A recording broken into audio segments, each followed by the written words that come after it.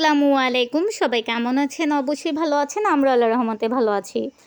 আমি আজকে সকাল সকাল চলে গিয়েছিলাম আমার বেস্ট ফ্রেন্ডের বাসায়। তো বেস্ট ফ্রেন্ডের বাসায় গিয়ে প্রথমেই আমি আমার পছন্দের খাবার খেলাম। আমার অনেক পছন্দ মুড়ি ভর্তা। আমি তো রোজার মাস আসলে প্রায় সময় মুড়ি ভর্তা করে খাই।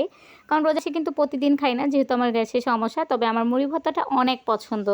তখন দেখা যায় আমি আর কিছু খাই বা না খাই, মাঝে সাঝে আমি মুড়ি ভর্তাটা খাই। আমরা তো প্রতিদিন ইফতারে আমি সবসময় পান্তা ভাত আর ডালের বড়াটা পছন্দ করি খেতে। আর মুড়ি ভর্তা এভাবে রোজা ছাড়াও আমি বাসায় প্রায় সময় সন্ধ্যার টাইমে করে খাই। বাইরে থেকে আলু, পেঁয়াজু, বেগুনি সব কিছু নিয়ে আসি, আবার মাঝে সাঝে বাসায়ও বানাই।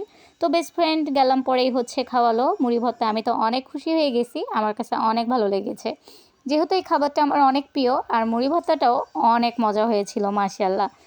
আমার বেস্ট ফ্রেন্ড যাই রান্না করে না কেন বা যাই বানায় না কেন, আমার বেস্ট ফ্রেন্ডের হাতের রান্না তো দারুণ মজা, এবং সব ধরনের খাবারই অনেক মজা হয়। সেটা হোক ভর্তা, ভাত, মানে যাই হোক না কেন, যাই রান্না করুক না কেন, সব কিছু অনেক মজা হয়। আমার কাছে অনেক ভালো লাগে আমার বেস্ট ফ্রেন্ডের হাতের রান্না। তবে আমি তত ভালো রান্না পারি না, আমি কিন্তু সবসময়ই বলি ভিডিওতে। তো ইদানিং একটু একটু শিখতেছি সিজদামনির জন্য রান্নাবাড়া করে। তবে এখন তো কিছুদিন যাবত রান্নাবাড়া করতেছি না এরকম, যেহেতু বাসায় একটার পর একটা ঝামেলা লেগেই আছে। কিছুদিন যাবত কেন যেন মনে হচ্ছে সমস্যা আমাদের পিছুই ছাড়তেছে না, একটার পর একটা সমস্যা লেগেই আছে। তো আজকে সকাল সকাল আমি বেস্ট ফ্রেন্ডের বাসায় গিয়েছিলাম, তারও একটা কারণ আছে। আমার সিজদামণি অনেক দিন যাবত মটরশুঁটি দিয়ে পোলাও আর নুডলস খাইতে চাইতেছিল। তো আমার কাছে মটরশুঁটি আনা নাই ফ্রিজে। তো মটরশুঁটি যে খুব সুন্দরভাবে ফ্রোজেন করে রাখা যায় এটা আমার মাথায় ছিল না। তো আমার বেস্ট ফ্রেন্ড অনেকগুলো মটরশুঁটি রেখে দিয়েছিল ফ্রিজে।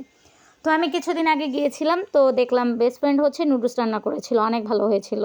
তো নুডলসের মধ্যে মটরশুঁটি দিছিল। তখনই আমি ভাবছিলাম একটু আনবো, তো আনবো করে আর মনে ছিল না, তাই আজকে সকাল সকাল চলে গিয়েছিলাম মটরশুঁটি আনতে। আর এই তো এখন কিন্তু চা খাচ্ছিলাম, চাটাও মাশাআল্লাহ দারুণ হয়েছিল। তবে চায়ের সাথে বিস্কিটও ছিল, আমি কিন্তু ওগুলোর ভিডিও করি নাই। আর এই তো আমার বেস্ট ফ্রেন্ড কিন্তু এখানে আমাকে মটরশুঁটি দিয়ে দিয়েছে 2 রকম। এখানে কিন্তু অনেকগুলো মটরশুঁটি আছে। তো আমি যখনই আমার বেস্ট ফ্রেন্ডের বাসায় আসি, কিছু না কিছু কিন্তু নিয়েই যাই। আমি মনে হয় শুধু বেস্ট ফ্রেন্ডের নেওয়ার তালেই আসি। কারণ আমার বেস্ট ফ্রেন্ড কিন্তু মাশাআল্লাহ অনেক ভালো, আমাকে সবসময় অনেক আদর করে। আর আমার বেস্ট ফ্রেন্ড যখন আমার সামনে অন্য কাউকে ভালোবাসে, তখন আমি আবার হিংসা করি। আমি কিন্তু আমার অনেক ভিডিওতেই বলেছি আমি মস্ত বড় হিংসুট, আমার খুব খারাপ লাগে। তো আমার বেস্ট ফ্রেন্ড আমাকেই বেশি ভালোবাসে, এটা আমি জানি। তো এখানে কিন্তু বাদামও নিয়েছি, ওই দিনও বাদাম নিয়ে আসছিলাম বেস্ট ফ্রেন্ডের বাসা থেকে, আজকেও ঠিক তাই করলাম, বাদাম নিয়ে যেতেছি আবার। ওই দিন বাদামগুলো ভাজার পরে আমি ওরকম খাইনি, আম্মু খাইছিল। আমার যেহেতু বাদাম অনেক পছন্দ, তো সেটা বেস্ট ফ্রেন্ড শুনে আমার জন্য আজকে আবার রাখছে, তো আমি নিয়ে যাইতেছি। আমার বেস্ট ফ্রেন্ড কিন্তু ওই দিনও আমাকে অনেকগুলো বাদাম দিয়েছিল। আর এই বাদামগুলো অনেক মিষ্টি, আমার কাছে অনেক ভালো লেগেছিল, যেহেতু ওগুলো দেশ থেকে আনছে, তো খেতেও অনেক ভালো ছিল। তো আমি এখন আমার বেস্ট ফ্রেন্ডের বাসা থেকে আমাদের বাসায় চলে এসেছি। দেখেন এখানে কিন্তু 2 রকম মটরশুঁটি আছে, একটা একটু বড়, আর একটা দেশি। যেটা আমাদের দেশিটা, ওইটা আমি কালো বাটিতে রাখছি। তো এগুলো আমি এখন আবার একটু বের করে রেখে ফ্রিজে রেখে দিব, ডিপ ফ্রিজে, যেন আমি পরে এগুলো দিয়ে সিজদামণিকে আবার পোলাও রান্না করে খাওয়াতে পারি। আর এখানে কিন্তু খুব কম পরিমাণ নেই, এখানে অনেকগুলো, অনেক বেশি। দেখা যায় সিজদামণিকে আমি অনেক দিন খাওয়াতে পারবো, যেহেতু সিজদামণির জন্যই আমি রান্না করব। আমার সিজদামণির মটরশুঁটিটা অনেক পছন্দ। সিজদামণি ছোটোবেলাও যদি আমি পোলাওর মধ্যে মটরশুঁটি দিতাম, দেখতাম কেউ একটা একটা করে বেছে খেত। তো বড় হয়েও যে ওর এরকম পছন্দ থাকবে, আমার জিনিসটা জানা ছিল না। আমারও অনেক পছন্দ।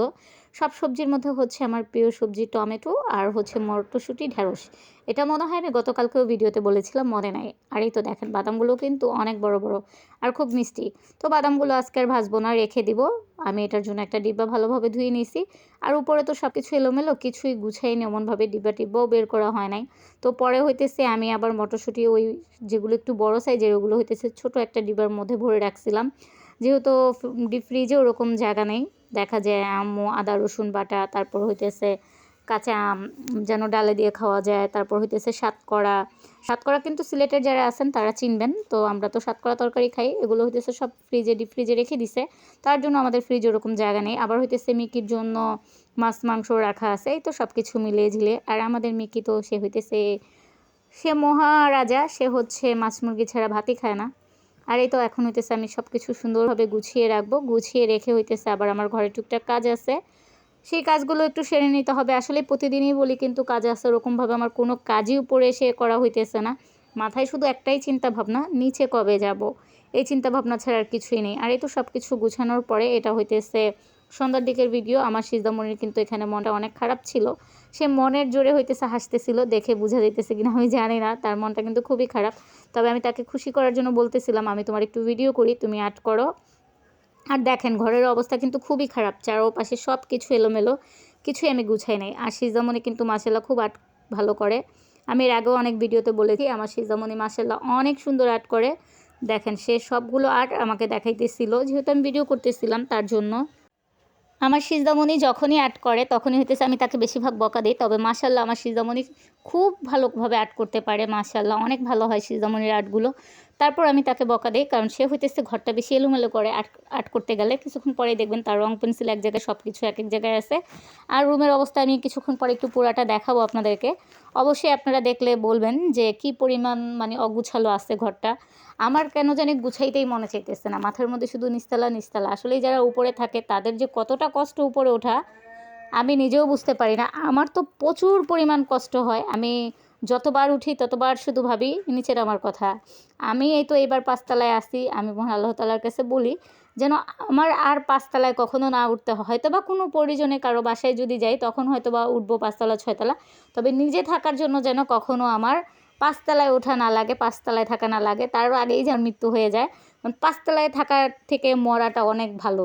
তো যারা যারা পাঁচতলায় আছেন তাদের কতটুকু কষ্ট হয় আমি জানি না, হয়তো বা তারা উপরে উঠতে উঠতে অভ্যাস হয়ে গেছে, তবে আমার সেই অভ্যাসটা নাই। আমি ওই দিন আম্মুকে বলতেছিলাম যে আমার মনে হয় পাঁচতলায় থাকার আগে আমার মরাটা অনেক ভালো। তো সেটাই যেন হয়, আর পাঁচতলায় আমার না থাকা লাগে, আমি যেন সারা জীবন নিচতলাতেই থাকি, মহান আল্লাহ তাআলা যতদিন বাঁচিয়ে রাখে আমাকে। কারণ আমার অত ধৈর্য শক্তি নাই, কোথাও গেলে আলাদা কথা, কিন্তু প্রতিদিন এতবার ওঠা নামাটা সেটা হচ্ছে সবথেকে বেশি কষ্টকর। আর যেহেতু সিদ্ধামণির পরীক্ষাটা এখন শেষ, তো স্কুলে যাওয়া লাগতেছে না, এটা হইতেছে একটা খুব ভালো দিক। কারণ ওর যদি স্কুল খোলা থাকতো বা হইতেছে পরীক্ষা এখনও শেষ না হইতো, আমার তো প্রচুর পরিমাণ কষ্ট হয়ে যেত। আর সিজামণিকে এখন আমি বাংলাও পড়তে দিতেছি না, যেহেতু সিজামণিকে এখনও নতুন ক্লাসে ভর্তি করা হয় নাই। তো ডিসেম্বরের 31 তারিখে হয়তো বা সিজামণিদের রেজাল্ট কার্ড দিবে, তো দিলে তখন হইতেছে সিজামণিকে স্কুলে ভর্তি করব নতুন করে। সে হচ্ছে আবার নতুন বই পাবে, তখন নতুন করে পড়তে পারবে। তো তারপরেও ভাবতেছিলাম কালকে একটু কথা বলবো স্কুলে, যেন আর কি 3 বই একটু যদি জোগাড় করতে পারি তাহলে হয়তো বা সিজামণিকে আগের থেকে একটু পড়ানোর চেষ্টা করব বাসায় আমি। সিজামণিও হইতেছে পড়বে, পরে আবার যখন নতুন বই দিবে তখন হইতেছে সে নতুন বই পাবে। এটা তো দেখি কি হয়। এই দেখেন সে কিন্তু এখন হইতেছে ক্লে দিয়ে দেখেন কি করতেছে ফুলের উপরে। কিছুক্ষণ আগে হইতেছে আর্ট করতেছিল, এখন আবার ক্লে দিয়ে হইতেছে এরকম করতেছে। তো আমি যখন বলতেছিলাম তুমি ক্লে দিয়ে এরকম দুষ্টামি করতেছ, তখন আবার একটু পরে রেখে দিছিল। সিজামণির একটা ভালো দিক হচ্ছে সে যদি কিছু করতে থাকে আমি যদি তাকে মানা করি, সাথে সাথে সিজামণি ওইটা করা বন্ধ করে দেয়। এই দেখেন সে কিন্তু রেখে দিছে। সিজামণি যদি মোবাইলও দেখতে থাকে, তো আমি যদি শুধু বলি সিজামণি তুমি কি মোবাইল দেখতেছো, মনে করেন সে যত দূর থাকুক আমার থেকে, সে সাথে সাথে মোবাইলটা রেখে দিয়ে বলবে না আমি তো দেখতেছি না, মানে সাথে সাথে রেখে দিবে। সিজামণি হচ্ছে আমাকে অনেক ভয় পায়। তো আমি মনে করি ও বড় হয়েও যেন ওর এই আমাকে ভয় না পাক, আমি মনে করি আসলে এই ভয় পাওয়াটা ভালো না মা বাবাকে। ও হচ্ছে আমার সাথে ফ্রি থাক, তবে আমার কথা শুনুক, আমি সবসময় এটাই চাই। আর আপনারা সবাই দোয়া করবেন আমার সিজামণি যেন একদিন অনেক বড় হতে পারে। মহান আল্লাহ তাআলা যেন সিজদামণিকে সব দিক থেকে অনেক ভালো একজন মানুষ বানায়, পড়াশোনা বলেন সব দিক থেকে।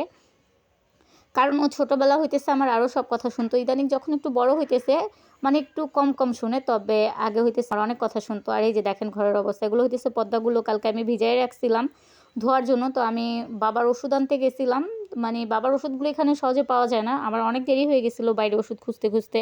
তারপর হইতেছে আবার লাস্ট ফার্মা গেছিলাম, বাবা হইতেছে এর মধ্যে পরশু দিনের আগের দিন আবার একটা কাজে, মানে বাবার একটু বাইরে দরকার ছিল। বাবা তো এখনও ভালোভাবে সুস্থ হয়নি, হাঁটতে পারে না। তো লাঠি একটু বের হয়েছিল লাঠি নিয়ে, তো বাবা হইতেছে পড়ে গেছিলো, রাস্তায় পড়ে লাঠিও ভেঙে গেছে। তো তারপরে হইতেছে বাবা আবার অসুস্থ হয়ে পড়ছে। তো আমার হইতেছে বাবার জন্য আবার আজকে একটা লাঠিও আনতে যেতে হবে। তো ওষুধ আনতে যখন গেছিলাম, এসে পরে দেখি আমার আম্মু চাদর মানে পর্দাগুলো ধুয়ে ফেলছে। আমার অনেক কষ্ট লাগছে, যেহেতু আম্মু অসুস্থ। আমি আম্মুকে দিয়ে সহজে এখন আর কোনো কাজ করাইতে চাই না। আগে হইতেছে আম্মু আমার সব করে দিত, আমি গোসল করে আমার নিজের ড্রেসটাও খুলে রেখে আসতাম। তো এখন চাই না মাকে কষ্ট দিতে, যেহেতু এখন বড় হইতেছি, অনেক বড় হয়ে গেছি, বড় হইতেছি বলতে নিজেও মা হয়ে গেছি, তো এখন কষ্টটা বুঝি। তো দেখেছেন আমার ঘরের অবস্থা কতটা এলোমেলো হয়ে আছে, ঘর কিন্তু পুরো অবস্থা খারাপ।